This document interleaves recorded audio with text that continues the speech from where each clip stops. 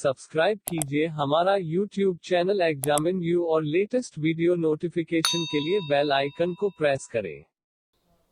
Hello friends, welcome to examine you learning today leading tomorrow. तो दोस्तों, आज है 8 मई और आज हम आपके लिए 8 मई की सभी करंट अफेयर की इंपॉर्टेंट न्यूज़ लेकर आए हैं। तो चलिए शुरू करते हैं कल के क्वेश्चन ऑफ द डे से। कल मैंने आपसे पूछा था कि हाल ही में पश्चिम बंगाल सरकार ने प्रवासियों के लिए किस नाम से ऐप को लॉन्च किया। तो देखिए, अभी सभी स्टेट अपने अपने श्रमिक और स्टूडेंट्स, पढ़ने वाले बच्चे, जो भी लोग फंसे हुए हैं उनको वापस बुला रहे हैं। इवन विदेश से भी भारत देश हमारा वापस बुला रहा है। तो उसी क्रम में उन लोगों को रजिस्ट्रेशन किया जा सके और उनकी मेडिकल जांच कराकर उन्हें घर वापस भेजा जाए, तो इसके लिए हमारी पश्चिम बंगाल गवर्नमेंट ने एक एग्जिट ऐप नाम से ऐप को लॉन्च किया है। ठीक है, इस ऐप से क्या होगा कि इस पर सभी श्रमिक वगैरह जो हैं वो अपना रजिस्टर करवा देंगे और उनकी डिटेल्स गवर्नमेंट को मिल जाएंगी, जिससे कि प्रॉपर्ली उनको भेजा जा सके। ये दोस्तों हमारा एक टेलीग्राम चैनल का लिंक है जिसको आप ज्वाइन कर सकते हैं, जहां आपको सभी करंट अफेयर से रिलेटेड PDF और अन्य बहुत सारे नोट्स वगैरह मिल जाया करेंगे। ठीक है, तो चलिए फिर आगे देखते हैं आज की पहली न्यूज। हिमाचल प्रदेश सरकार प्रवासी परिवारों के सदस्यों को शिक्षित करने के लिए शुरू करेगी निगाह कार्यक्रम। देखिए, अभी हिमाचल गवर्नमेंट ने क्या किया, अभी एक निगाह कार्यक्रम स्टार्ट किया है। इस कार्यक्रम का पर्पज़ क्या है कि जो हमारे लोग हिमाचल प्रदेश में ऐसे लोग हैं जो बाहर के राज्यों से आकर बसे हुए हैं या वहाँ पर रह रहे हैं या फिर इस टाइम फंसे हुए हैं, तो उनके लिए हमारी जो आशा वर्कर्स होती हैं, स्वास्थ्य के और वर्कर, आंगनबाड़ी वर्कर्स, ये सभी लोग उनको समझाने में मदद करेंगे कि क्वारंटाइन है तो कैसे रहें, जो लोग घर में क्वारंटीन है सोशल डिस्टेंसिंग का पालन कैसे करना है, कोविड-19 से बचने के लिए जागरूकता पैदा करेंगे, अपनी इम्यूनिटी कैसे बढ़ा सकते हैं। तो इन सारी चीज़ों पर ये उनको एजुकेट करेंगे। अब बात करें अगर हिमाचल प्रदेश के मुख्यमंत्री, तो जयराम ठाकुर और गवर्नर बंडारू दत्तात्रेय। राजधानी हम सभी जानते हैं, हमारा पर्यटन स्थल शिमला हिमाचल प्रदेश की राजधानी है। अब देखिए अगली न्यूज़ क्या थी कि Vijyant at Kargil the life of a Kargil hero नामक पुस्तक का विमोचन हुआ। अब देखिए, ये एक बुक है जिसका विमोचन हुआ है कल।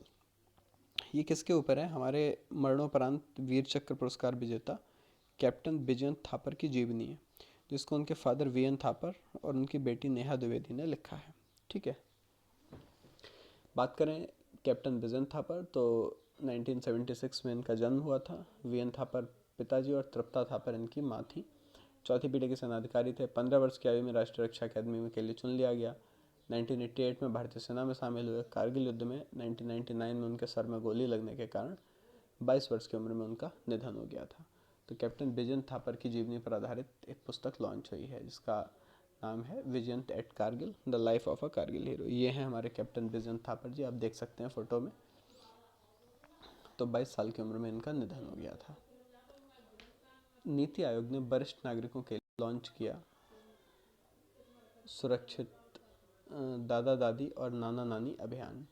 ठीक है, तो देखिए नीति आयोग ने क्या किया है अभी, मतलब वरिष्ठ नागरिकों के लिए सुरक्षित दादा दादी नाना नानी अभियान को स्टार्ट किया है।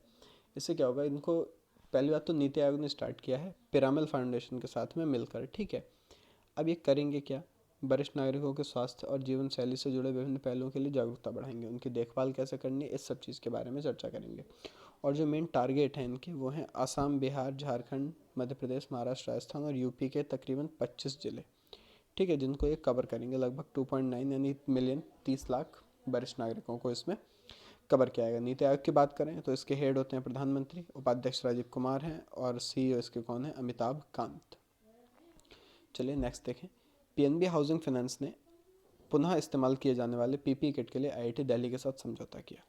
देखिए, हमारे देश में वैसे भी PPE किट और मास्क इन सभी की क्षमता मतलब काफ़ी शॉर्टेज है, तो उनकी आपूर्ति की जा सके और कम पैसे पे टिकाऊ और रीयूजेबल पुनः इस्तेमाल होने वाले PP सर्जिकल गाउन और मास्क को रेडी किया सके, तो इसके लिए PNB हाउसिंग फाइनेंस ने क्या किया है, IIT दिल्ली के साथ में करार किया है। इससे क्या होगा, ये PP सर्जिकल गाउन और उनको मास्क को सूचीबद्ध सरकारी अस्पतालों में आपूर्ति कराएंगे, मतलब बल्क लेवल पर बनाया जा सके। इसके लिए PNB हाउसिंग फाइनेंस ने करार किया है। किसके साथ, IIT दिल्ली के साथ। टेक्नोलॉजी कौन देगा, IIT दिल्ली देगी। बनाने के लिए फंडिंग PNB हाउसिंग फाइनेंस करेगा। इसके CEO नीरज व्यास हैं, जो कि अभी कुछ ही दिन पहले मैंने आपको करंट अफेयर में बताया था, जल्दी में ही बनाए गए हैं। गुरुदेव रविन्द्रनाथ टैगोर की बात करें तो 159वीं जयंती के उपलक्ष्य में वर्चुअल कार्यक्रम का आयोजन हुआ। देखिए अभी क्या था, 7 मई को गुरुदेव रविन्द्रनाथ टैगोर की 159वीं जयंती थी, जिस पे एक वर्चुअल कार्यक्रम का आयोजन हुआ। अब वर्चुअल कार्यक्रम क्या था, जो हमारा ये है राष्ट्रीय आधुनिक कला संग्रहालय, इन्होंने एक वर्चुअल टूर आयोजित किया। इस टाइम चूंकि लॉकडाउन है तो हमारे नागरिक कहीं घूमने नहीं जा सकते, कहीं भी जा नहीं सकते, तो इसलिए एक वर्चुअल टूर कह लीजिए या वर्चुअल एग्जीबिशन कह लीजिए, जिसका आयोजन किया। शीर्षक क्या था, गुरुदेव journey of maestro through his virtual visual vocabulary. ठीक है, तो इसमें क्या हुआ, बहुमुखी प्रतिभाशाली कलाकार 102 कलाकृतियों की एक झलक यहाँ पर दिखाई गई। ठीक है, कितने 102 कलाकृतियाँ दिखाई गई। इससे क्या हो, जो लोग कला प्रेमी हैं, भारत की मूर्ति कला स्थापत्य कला से इनको लगाव है, उनके लिए एक प्रदर्शनी को स्थापित किया गया। ठीक है, वर्चुअल, तो लोग उसको ऑनलाइन माध्यम से देख सकते हैं। यदि रविन्द्रनाथ टैगोर जी की बात करें तो गीतांजलि उपन्यास को इन्होंने लिखा, जिसके लिए 1913 में साहित्य का नोबेल पुरस्कार मिला। भारत और बांग्लादेश के राष्ट्रगीत इन्हीं ने लिखे हैं और ये हमारे बहुत ही प्रसिद्ध कवि हैं। ठीक है, और जो ये प्रदर्शनी लगाई गई है, इसका शीर्षक ही था आर्टिस्ट बाय आर्टिस्ट्स। ठीक है, कलाकार कलाकारों के द्वारा। तो और अगर बात करें राष्ट्रीय आधुनिक कला संग्रहालय, तो इसके निदेशक हैं अद्वैत चरण गडनायक। इस बात को आप याद रखिएगा। तो ये किसके जन्म की तिथि पर हुई है, 159वीं जन्म तिथि, मतलब 159वीं जयंती या वर्षगांठ कह सकते हैं जन्म की रविन्द्रनाथ टैगोर जी की। ये हैं गुरुदेव रविन्द्रनाथ टैगोर जी। चलिए आगे देखते हैं बैसाख दिवस। देखिए कल 7 मई को बैसाख दिवस मनाया गया। क्यों? क्योंकि कल थी बैसाख बुद्ध पूर्णिमा। यह दिन बहुत ही पवित्र माना जाता है बौद्ध धर्म में, क्योंकि इस दिन भगवान बुद्ध जो थे, गौतम बुद्ध, उनको आत्मज्ञान की प्राप्ति हुई थी। इसको ऑब्जर्व कौन करता है? हमारे यूनाइटेड नेशन, संयुक्त राष्ट्र। साल 2000 में पहली बार ऑब्जर्व किया था। 1999 में इसके लिए प्रस्ताव पारित हुआ था। ठीक है, और 2004 से हर साल अंतर्राष्ट्रीय बैसाख शिखर सम्मेलन भी बन रहा है। ये बैसाख होगा, बैसाख नहीं यहाँ पर। ठीक है, बुद्ध के जन्मदिन को बैसाख दिवस के रूप में मनाने का निर्णय पहली बार वर्ल्ड फेलोशिप ऑफ बुद्धिस्ट सम्मेलन में लिया गया था, जो कि 1950 में श्रीलंका में आयोजित किया गया था। ठीक है, चलिए ये हमारे भगवान बुद्ध की प्रतिमा। चलिए आगे देखते हैं आप। विश्व एथलेटिक्स दिवस 7 मई। देखिए विश्व एथलेटिक्स दिवस भी कल 7 मई को मनाया गया, लेकिन इसके साथ में एक बात है कि ये हमेशा 7 मई को नहीं मनाया जाता। इसकी तारीख हर साल IAAF फिक्स करता है। जो दिन फिक्स करता है उस दिन एथलेटिक्स दिवस मनाया जाता है। IAAF की बात करें तो international association of athletics federation. Okay, इसका मूल उद्देश्य यही है कि युवाओं में एथलेटिक्स के प्रति भागीदारी के लिए उनको प्रोत्साहित करना, उनको जागरूक करना, जिससे कि वो खेल में इन्वॉल्व हों। बात करें तो मुख्यालय मोनाको और सेबेस्टियन को इसके अध्यक्ष हैं, और 1912 में स्थापना हुई थी IAAF की। नई न्यूज़, तरुण बजाज बनाए गए RBI केंद्रीय बोर्ड के निदेशक। देखिए तरुण बजाज को अभी कुछ ही दिन पहले आर्थिक मामलों का सचिव बनाया गया था, मैंने आपको करंट अफेयर में बताया था। अब इनको भारतीय रिजर्व बैंक का केंद्रीय बोर्ड का नया निदेशक भी बना दिया है, और ये अतनु चक्रवर्ती की जगह लेंगे, जो कि 30 अप्रैल को सेवानिवृत्त हुए थे। ठीक है, RBI के बारे में हम सभी जानते हैं। मुख्यालय महाराष्ट्र, मुंबई, गवर्नर शक्तिकांत दास, और स्थापना हुई थी 1935 में। DPS नेगी ने श्रम ब्यूरो के महानिदेशक का संभाला कार्यभार। देखिए ये हैं DPS नूरी, जो बीच वाले हैं। ठीक है, नेगी, इन्होंने क्या किया, भारतीय आर्थिक सेवा अधिकारी DPS नेगी, ये इन्होंने क्या करा है, श्रम मंत्रालय में श्रम ब्यूरो के महानिदेशक पद का कार्यभार संभाला है। इसके अलावा नेगी ने मंत्रालय के वरिष्ठ श्रम और रोजगार सलाहकार का भी पदभार ग्रहण किया है ना, रोजगार और वरिष्ठ श्रम सलाहकार। ये हैं कौन? IES, इंडियन इकोनॉमिक सर्विसेज के 1985 बैच के ऑफिसर हैं। इससे पहले MSME में वित्त सलाहकार थे। बात करें हमारे श्रम और रोजगार मंत्रालय स्वतंत्र प्रभार के मंत्री, तो ये संतोष गंगवार हैं। इनका लोकसभा क्षेत्र बरेली, उत्तर प्रदेश है। अधीर रंजन चौधरी जी, इनको फिर से PSC का अध्यक्ष बनाया गया। अब PSC क्या है? ये PSC वो वाली PSC नहीं है जो हमारी PSC की जवान होते हैं, बटालियन। ये है पब्लिक अकाउंट कमेटी, यानी लोक लेखा समिति। ये समिति क्या होती है? ये सरकार जो भी खर्चे करती है उनकी जो कैग रिपोर्ट बनाता है, उस रिपोर्ट का विश्लेषण करती है, उस रिपोर्ट की जांच करती है, ताकि सरकार ने कोई भ्रष्टाचार तो नहीं किया है या कोई ऐसे खर्चे तो नहीं किए जो कि अनैतिक थे या फिर जिनमें घोटाले वाली बात हो। ठीक है, मतलब जो भी सरकार ने खर्चे किए हैं वो क्यों किए गए, कहाँ किए गए, उन सभी की जांच करती है। इसका नेता होता है विपक्ष का नेता। ठीक है, वही इसका अध्यक्ष होता है। तो अधीर रंजन चौधरी जी ही पहले थे और अब इनको पुनः बना दिया गया है। ठीक है, लोकसभा अध्यक्ष हमारे ओम बिरला जी, उन्होंने कल इनकी नियुक्ति की। पीएससी की बात करें तो टोटल 22 मेंबर होते हैं, 15 लोकसभा से और 7 होते हैं इसमें राज्यसभा से, 1 वर्ष के लिए निर्वाचित किए जाते हैं। ठीक है, चलिए आगे देखते हैं। आईआईटी कानपुर और भारत डायनेमिक्स लिमिटेड ने किफ़ायती वेंटिलेटर बनाने के लिए किया समझौता।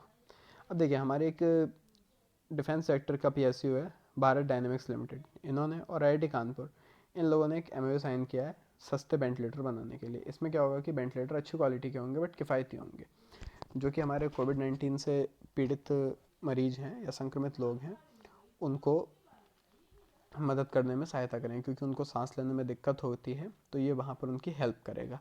ठीक है, तो कानपुर ने क्या किया कि जो शाखा है NOCCA रोबोटिक्स आईआईटी कानपुर का एक स्टार्टअप है, उसने इसको डेवलप किया है। ठीक, अमिताभ बंदोपाध्याय के नेतृत्व में ये काम हो रहा है, जो कि कौन है, startup innovation and incubation centre SIIC IIT Kanpur की टीम के, ये कौन है, उसके हेड हैं। तो इनके अंडर में ये सारा काम हो रहा है। बात करें भारत डायनेमिक्स की, तो इसका हैदराबाद है तेलंगाना में हेडक्वार्टर, और इसके एमडी और अध्यक्ष हैं सिद्धार्थ मिश्रा जी। चलिए आगे देखें। यूपी सरकार ने आयुष कवच कोविड ऐप का शुभारंभ किया। देखिए, यूपी गवर्नमेंट ने क्या किया है, आयुष कवच नाम से कोविड ऐप स्टार्ट किया है। ये क्या करेगा, ये आपको इम्यूनिटी बढ़ाने के तरीके और कैसे कोरोना वायरस संक्रमण से लड़ना है, इसमें हेल्प करेगा। इस पर आप डॉक्टर से भी सलाह ले सकते हैं। तो क्या करेंगे कि हमारे घर में मौजूद वस्तुएं, दालचीनी, तुलसी, लौंग, इन सब की हेल्प करके हम इम्यूनिटी को कैसे इंप्रूव कर सकते हैं, इससे कि संक्रमण का खतरा हमको कम हो जाए, इस सब के बारे में बताया गया है ना। जरूरी इम्यूनिटी के सहयोग करने के लिए बनाया गया है। आयुष मंत्रालय ने इसको विकसित किया है। ठीक है, इसमें आप डॉक्टर से भी कंसल्ट कर सकते हैं। यूपी की बात करें तो मुख्यमंत्री योगी जी आदित्यनाथ जी, और गवर्नर कौन है, हमारे आनंदीबेन पटेल जी। राजधानी इसकी लखनऊ है। मुस्तफ़ा अल कदीमी बने इराक के नए प्रधानमंत्री। देखिए, मुस्तफ़ा अल कदीमी जो है, इनको अभी इराक का नया प्रधानमंत्री बना दिया गया, क्योंकि नवंबर में आदिल अब्दुल मेहदी ने अपना इस्तीफा दे दिया था, जो कि पूर्व प्रधानमंत्री थे। ठीक है, तो संसद ने आपातकालीन सत्र बुलाकर इनके सरकार को मंजूरी दे दी। और एक बात ध्यान रखने वाली, ये अपने पूरे मंत्रिमंडल के बिना कार्य शुरू करेंगे। ठीक है, क्योंकि मंत्री पद के उम्मीदवारों को अस्वीकार कर दिया गया। और बात करें इराक की, तो राजधानी बगदाद और मुद्रा है इसकी दिनार, इराकी दिनार। आईआईटी के पूर्व छात्र की परिषदों ने लॉन्च की कोविड-19 टेस्ट बस। अब देखिए, पूर्व छात्र परिषद क्या होता है, मतलब एलुमिनीज, ओके, जो पहले यहाँ पर पढ़ चुके हैं। उन्होंने क्या किया, कोविड-19 टेस्ट बस स्टार्ट की। तो आईआईटी के पूर्व छात्रों की परिषद ने मुंबई में एक कोविड-19 टेस्ट बस को लॉन्च किया। ठीक, करेगी क्या, ये जो वर्तमान टेस्टिंग है उस पर कोई इफेक्ट नहीं पड़ेगा और 80% तक लागत को कम कर देगी।